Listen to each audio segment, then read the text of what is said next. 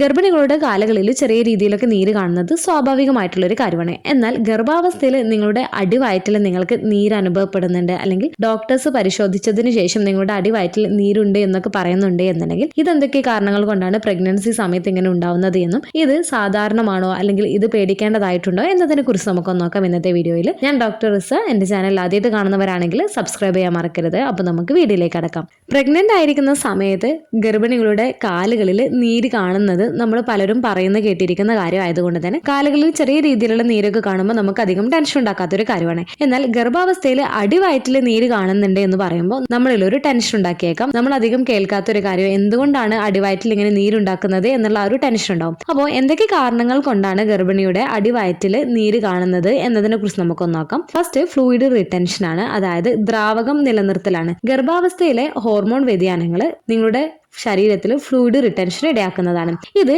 അടിവയറ്റിലും അതുപോലെ തന്നെ നിങ്ങളുടെ ശരീരത്തിലെ മറ്റു ഭാഗങ്ങളിലും വീക്കങ്ങൾ ഉണ്ടാക്കുന്നതിന് കാരണമാവുന്നതാണ്. സെക്കൻഡ്, രക്തക്കുഴലുകളിലെ സമ്മർദ്ദമാണ്. വളരുന്ന ഗർഭപാത്രം, അതായത് ഓരോ മാസം കൂടുന്തോറും നിങ്ങളുടെ യൂട്രസ് വലുതായിക്കൊണ്ടിരിക്കുകയാണ്. അപ്പോൾ അതുകൊണ്ട് തന്നെ ഈ യൂട്രസിന്റെ പ്രഷർ പെൽവിക് സിരകളിലും അതുപോലെ തന്നെ വീനക്കാവയിലും, അതായത് ഹൃദയത്തിലേക്ക് രക്തം കൊണ്ടുപോകുന്ന വലിയൊരു സിരയാണിത്. അതുകൊണ്ട് തന്നെ ഈ ഒരു സിരയിലേക്ക് സമ്മർദ്ദം ചെലുത്തുന്നുണ്ട് യൂട്രസ്. അതുകൊണ്ട് തന്നെ രക്തയോട്ടം മന്ദഗതിയിലാവുകയും വീക്കം ഉണ്ടാക്കുകയും ചെയ്യുന്നതാണ് അടിവയറ്റിൽ. തേർഡ്, വർദ്ധിച്ച രക്തത്തിന്റെ അളവാണ്. ഗർഭാവസ്ഥയിൽ കുഞ്ഞിന്റെ വളർച്ചയെ സഹായിക്കുന്നതിന് രക്തത്തിന്റെ അളവ് പ്രഗ്നൻസി പീരീഡിൽ വർദ്ധിക്കുന്നുണ്ട്. ഇത് നേരിയ വീക്കത്തിന് കാരണമാവുന്നതാണ്. ഫോർത്ത്, ഗുരുത്വാകർഷണമാണ്. ദീർഘനേരം നിങ്ങൾ നിൽക്കുകയോ ഇരിക്കുകയോ ചെയ്യുന്നത് താഴത്തെ ശരീരത്തിലെ ദ്രാവകം അടിഞ്ഞുകൂടാൻ ഇടയാക്കുന്നതാണ്. ഇത് പലപ്പോഴും അടിവയറ്റിലും കാലുകളിൽ വീക്കത്തിനൊക്കെ നയിക്കുകയും ചെയ്യുന്നതാണ്. അതുകൊണ്ട് തന്നെ ഗർഭാവസ്ഥയിൽ അടിവയറ്റിൽ നീര് കാണുന്നുണ്ട് എന്ന് ഡോക്ടർ പറഞ്ഞിട്ടുണ്ട് എന്നുണ്ടെങ്കിൽ അധികം നിങ്ങൾ ടെൻഷൻ ആവേണ്ട കാര്യമില്ല. സാധാരണയായിട്ട് ചെറിയ രീതിയിലുള്ള നീരൊക്കെ നോർമൽ ആയിട്ടുള്ള ഒരു കാര്യമാണ്. ഈ പറഞ്ഞ കാര്യങ്ങൾ കൊണ്ടൊക്കെയാണ് സാധാരണയായിട്ട്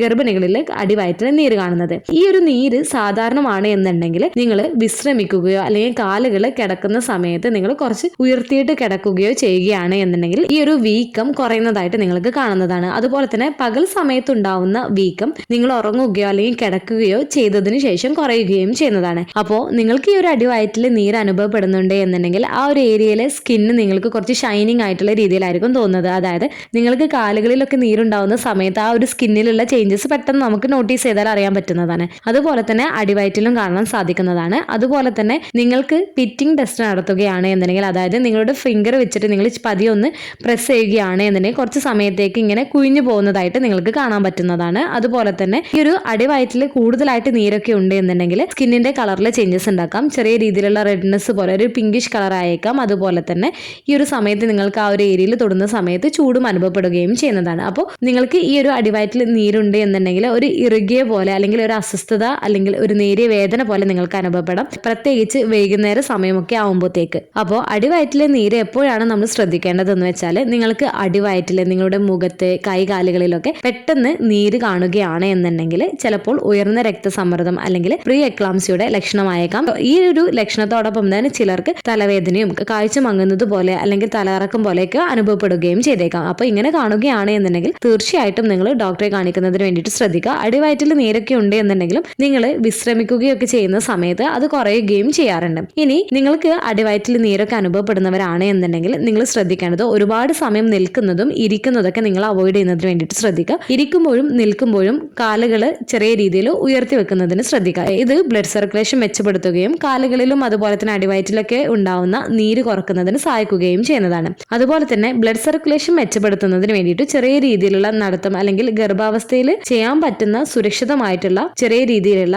എക്സസൈസ് ഒക്കെ ചെയ്ത് ആക്റ്റീവ് ആയിരിക്കുന്നതിന് വേണ്ടിയിട്ട് ശ്രദ്ധിക്കുക. അതുപോലെ തന്നെ ഇറുകിയ തരത്തിലുള്ള വസ്ത്രങ്ങളൊക്കെ ഒഴിവാക്കിയിട്ട് ലൂസ് ആയിട്ടുള്ള തരത്തിലുള്ള വസ്ത്രങ്ങളൊക്കെ ധരിക്കുന്നതിന് വേണ്ടിയിട്ട് ശ്രദ്ധിക്കുക. ഇടയ്ക്കിടെ വെള്ളം കുടിക്കുന്നതിന് വേണ്ടിയിട്ട് ശ്രദ്ധിക്കുക. ഗർഭകാലത്തിന്റെ അവസാനത്തോട് അടുക്കുന്ന സമയത്ത് മലർന്ന് കിടക്കുന്ന പൊസിഷനിൽ കിടക്കാതിരിക്കുന്നതിന് വേണ്ടിയിട്ട് മാക്സിമം ശ്രദ്ധിക്കുക. ലെഫ്റ്റ് സൈഡിലേക്ക് മാക്സിമം കിടക്കുന്നതിന് വേണ്ടിയിട്ട് ശ്രദ്ധിക്കുകയും ചെയ്യുക. അപ്പോൾ നിങ്ങൾക്ക് ഗർഭാവസ്ഥയിൽ അടിവയറ്റിൽ കൂടുതലായിട്ട് നീര് അനുഭവപ്പെടുന്നതായിട്ട് നിങ്ങൾക്ക് തോന്നുന്നുണ്ട് എന്നുണ്ടെങ്കിൽ തീർച്ചയായിട്ടും നിങ്ങളുടെ ഡോക്ടറോട് പറയുന്നതിന് വേണ്ടിയിട്ട് ശ്രദ്ധിക്കുക. ഇനിയിപ്പോൾ നിങ്ങളുടെ ഡോക്ടേഴ്സ് പരിശോധിച്ചതിന് ശേഷം അടിവയറ്റിൽ നീരുണ്ട് എന്ന് പറഞ്ഞിട്ടുണ്ട് എന്നുണ്ടെങ്കിൽ ഡോക്ടേഴ്സ് എന്തെങ്കിലും കാര്യങ്ങൾ പ്രത്യേകം ശ്രദ്ധിക്കാൻ പറഞ്ഞിട്ടുണ്ട് അല്ലെങ്കിൽ എന്തെങ്കിലും മെഡിസിൻസും കാര്യങ്ങളൊക്കെ നൽകിയിട്ടുണ്ട് എന്നുണ്ടെങ്കിൽ അതൊക്കെ കറക്റ്റായിട്ട് കഴിക്കുന്നതിന് വേണ്ടിയിട്ട് ശ്രദ്ധിക്കുക. നിങ്ങളും പ്രഗ്നൻസി പീരീഡിൽ ഈ ഒരു പ്രോബ്ലം ഫേസ് ചെയ്യുന്നവരാണ് എന്നുണ്ടെങ്കിൽ താഴെ കമന്റ് ചെയ്യാൻ മറക്കരുത്. ഈ ഒരു വീഡിയോ യൂസ്ഫുൾ ആയിട്ട് തോന്നിയിട്ടുണ്ടെങ്കിൽ മറ്റുള്ളവർക്കും കൂടെ ഷെയർ ചെയ്ത് കൊടുക്കുക. എന്തെങ്കിലും ഡൗട്ടുകളും കാര്യങ്ങളൊക്കെ ഉണ്ട് എന്നുണ്ടെങ്കിൽ കമന്റ് ആയിട്ട് ചോദിക്കാവുന്നതാണ്. അടുത്തൊരു വീഡിയോയിൽ കാണുന്നത് വരെ ബൈ.